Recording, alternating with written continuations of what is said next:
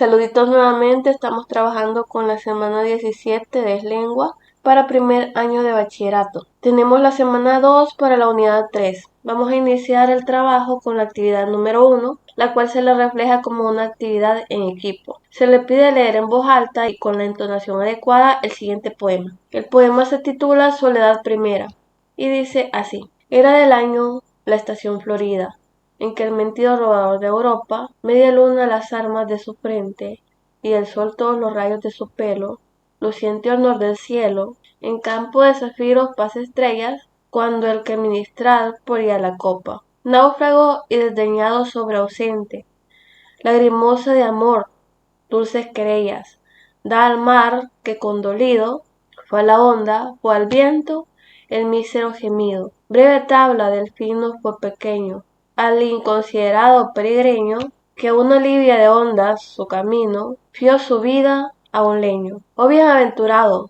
no moderno artificio, tus fábricas son pobres, do guarda en vez de acero, la inocencia al cabrero, más que al silbo al ganado. No en ti la ambición mora, hidrotópica de viento, ni la de su alimento, el aspides gitano, no la que en rostro comenzando, humano, acaba mortal fiera, esfinge ballenera, que hace hoy a Narciso, eco solicitar, desdeñar fuentes, ni la que salva gasta impertinentes. La pólvora del tiempo más preciso, ceremonia profana, que la sinceridad burla villana, sobre el corvo callado, o bien aventurado, albergue a cualquier hora. Este es un poema de Luis Góngora. Y del poema se le pide hacer lo siguiente. Se le pide buscar el significado de las palabras hidrópica, áspid y bachillera. Hidrópica es definido como un derrame o acumulación anormal de líquidos.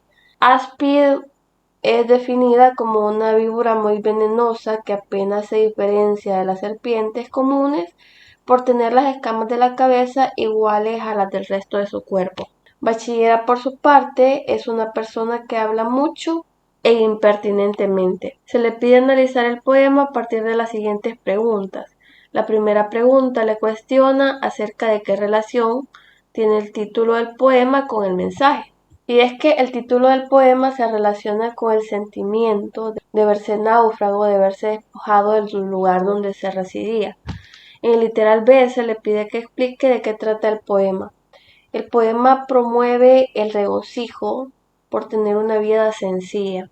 En el literal C se le pide que en el fragmento específico del poema que dice no en ti la ambición mora, hidrópica de viento, ¿a qué se refiere el poema en esa parte? El poema hace referencia a que el lugar en cuestión es un lugar libre de personas codiciosas, de personas malas. En el literal D se le pide que responda cómo es el lugar donde el náufrago fue expulsado por el mar. Es un lugar muy pacífico, muy tranquilo, en el cual se realza que no existe ambición y arrogancia. En el literal E se le cuestiona acerca de qué quiere comunicar el autor con el poema. El autor busca expresar una inconformidad por la codicia y el egoísmo que privan al hombre de disfrutar de una vida tranquila en el mundo común. En el literal F se le pide que identifique y escriba las características del barroco español que encuentre en el poema. Entre las características que encontramos en el poema que reflejan el barroco español tenemos que en el poema se utilizan términos cultos como do, hidrópico, aspid, entre otros. El poema evidencia una preocupación por presentar una forma compleja mediante el encabalgamiento de versos. Además, hace referencia a mitos antiguos como el de Narciso, y hay una presencia de lo claro oscuro, ya que existen partes que se comprenden con mayor facilidad que otras. Luego de responder a los literales, se le pide que comparta sus respuestas con la clase y que preste atención y respete las participaciones de sus compañeros. Continuamos ahora con la siguiente actividad, la actividad número 2, una actividad establecida con acompañamiento de docente. Se le pide que lea la información acerca del soneto. Tenemos primero la definición de soneto. El soneto se comprende como una composición poética que consta de 14 versos distribuidos en 4 estrofas, 2 de ellas son cuartetos, es decir, están compuestas por 4 versos, y 2 de ellas son tercetos, compuestas por 3 versos. En cuanto a la estructura, lo más común es que los versos sean de 11 sílabas, aunque puede haber de 8 y hasta 14. El esquema de rima más frecuente para los cuartetos es aba, aba, aunque puede usarse también abat, abat, y en los tercetos es más libre. Puede darse CDE, CDE, CDE, DCE o CDC, DCD. En cuanto al estilo barroco, en este predominan los juegos de palabras, surgen dos corrientes predominantes, el conceptismo y el culteranismo. Sabemos que el primero asocia de forma ingeniosa los conceptos e ideas, y el segundo busca la belleza a través de la forma. De la información anterior también se le pide conversar con la clase. Pasamos a la actividad 3, en la cual se le pide leer los sonetos. Tenemos el primer soneto a continuación, el cual dice así: mientras por competir con tu cabello, oro bruñido al sol relumbra en vano, mientras con menosprecio en medio el llano, mira tu blanca frente, el lirio bello. Mientras por competir con tu cabello, oro bruñido al sol relumbra en verano. Mientras con menosprecio en medio el llano, mira tu blanca frente, el lirio bello. Mientras a cada labio por cogello siguen más ojos que el clavel temprano, y mientras triunfa tu desvén lozano, de luciente cristal tu gentil cuello. Goza cuello, cabello, labio y frente, antes que lo que fue en tu edad dorada, oro, lirio, clavel, cristal luciente, no solo en plata o viola troncada, se vuelva, mas tú y ellos juntamente, en tierra, en humo, en polvo, en sombra, en nada. Este es un poema de Luis Góngora y Argot. Antes de continuar con el siguiente soneto, tenemos algunas definiciones. Bruñido como reluciente, lilio como lirio, cogello, propio del verbo coger, agarrar, tomar o tomar algo, viola como flor silvestre de color violeta. Ya que hemos revisado la información, pasamos a analizar el siguiente poema. En este caso vamos a analizar el Salmo 17. Y el Salmo 17 se nos muestra de la siguiente forma: mire los muros de la patria mía, si un tiempo fuerte ya desmoronados, de la carrera de la edad cansados, por quien caduca ya su valentía. Salíme al campo, vi que el sol bebía, los arroyos de hielo desatados, y del monte quejosos los ganados, que con sombras hurtó su luz al día. Entre mi casa vi que masillada, de anciana habitación era despojos, mi báculo más corvo y menos fuerte, vencida de la edad sentí mi espada, y no había cosa en que poner los ojos que no fuese el recuerdo de la muerte. Este es un poema de Francisco Quevedo. A continuación se definen algunos términos que pueden resultar desconocidos para usted, como caduca, definido como arruinarse, acabarse, sillada como manchada, deslucida, fea, ajada, y báculo como bastón o callado. A partir de los poemas se le pide responder las siguientes cuestiones. En el literal A, ¿qué diferencia existe entre el lenguaje de cada poema? La diferencia radica en que en el poema de Góngora se utilizan términos más rebuscados que tienden a dificultar la comprensión del texto, y en el poema de Quevedo se utiliza un lenguaje un poco más fácil de comprender. Luego, en el literal B se le cuestiona cuáles temas del barroco están presentes en los poemas. Se le pide que explique. En el poema de Góngora tenemos temas como el desengaño de la vida y la fugacidad del tiempo, ya que el poema trata sobre la advertencia acerca de lo fugaz que es la belleza. Y en el poema de Quevedo se observa la fugacidad del tiempo, dado que el poema trata sobre la ruina de una ciudad que antes se presentaba fuerte y próspera. En el literal C se le pide que explique cómo se emplea el contraste o antítesis en el poema. En el poema de Góngora se observa en la descripción y en la utilización de términos que refieren a la juventud y la belleza, específicamente en los 3 primeros párrafos, y la contraposición de la descripción y la utilización de términos referidos a la vejez y la fealdad. En cuanto al poema de Quevedo, este recurso se observa exactamente entre la composición de la descripción de los espacios abiertos y públicos contra los cerrados e íntimos, es decir, se describe el estado de la ciudad y el campo. Después de resolver los literales, de igual forma se le pide que comparta sus respuestas de forma oral con la clase.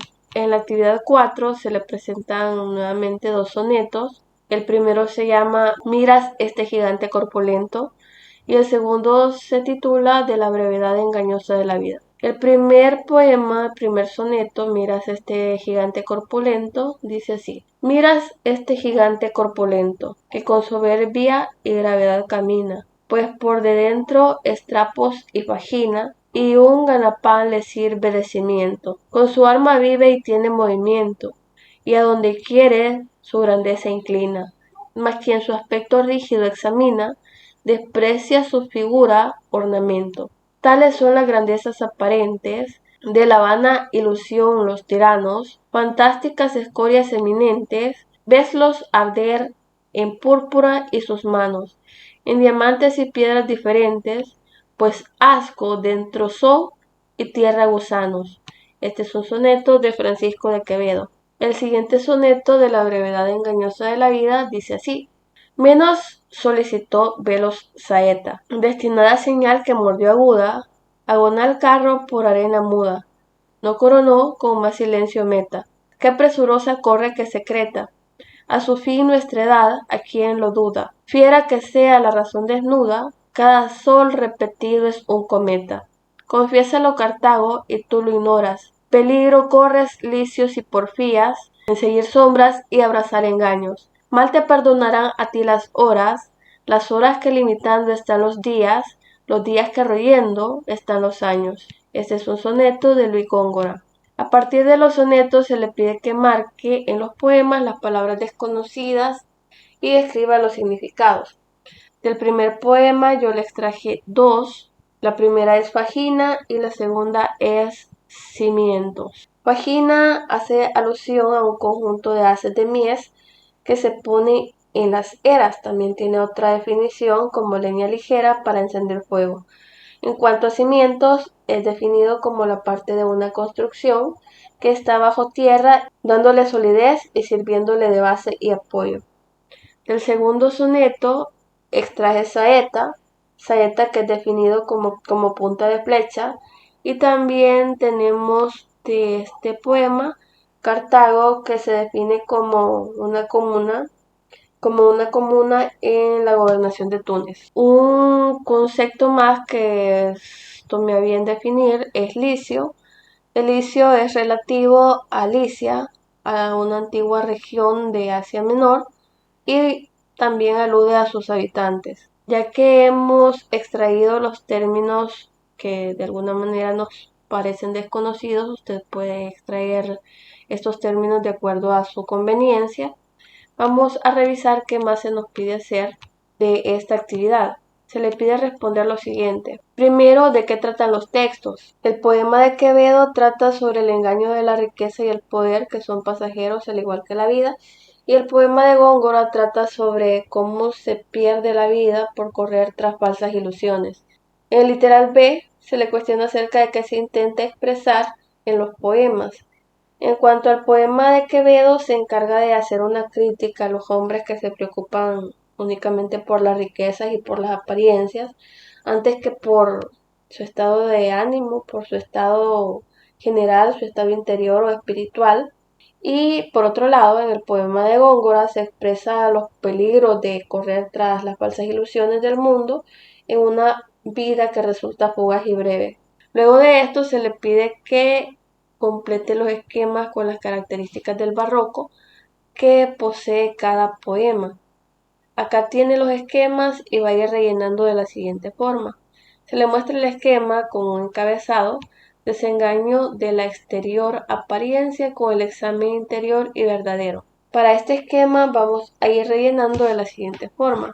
Primero vamos a considerar acá en este espacio responder a qué tipo de poema es, y este poema es un poema crítico, ya que el poema hace alusión a que los hombres, aunque tengan riquezas, por dentro están podridos. En este espacio vamos a responder los motivos. Los motivos para el poema son los siguientes: el desengaño de la idea de la riqueza. Para el siguiente espacio vamos a analizar que el poema tiene un carácter moralizante, refleja que es más importante cuidar su estado interior antes que poseer riqueza, y en el último espacio vamos a hacer alusión al juego del contraste utilizado en el poema, dando a conocer que este contraste se refleja entre lo bueno y lo malo, la apariencia y lo interior.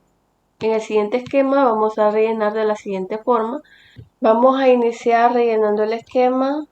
En este espacio vamos a hacer alusión a la utilización de cultismos definidos como términos rebuscados, como por ejemplo porfías, agonal, entre otros. En este espacio vamos a hacer alusión al oscurecimiento del mensaje y la construcción compleja de la sintaxis que vemos en el poema, que se da utilizando el encabalgamiento de oraciones largas en un molde como el soneto. Para este espacio vamos a tener los motivos del poema, y los motivos son los siguientes: la fugacidad, el tiempo y el engaño de la vida. Para el último espacio tenemos que el poema tiene un carácter moralizante que da a conocer que ir tras falsas ilusiones en la vida es en vano. Con esto finalizamos la guía de la semana 17 para el lengua de primer año de bachillerato. Se le pide que socialice sus respuestas con su clase y se le asigna una actividad para su casa. En la actividad se le pide que investigue sobre los espacios de comunicación personal como Twitter, Facebook, YouTube y las características, ventajas, desventajas que estos ofrecen, y también que investigue sobre las normas de participación en este tipo de medios. Esto sería todo entonces para la semana 17 de lengua para primer año de bachillerato. Recuerde, si no se ha suscrito al canal todavía, le agradecería mucho que se suscriba, y si puede compartir los videos con alguien más, igual se lo voy a agradecer un montón.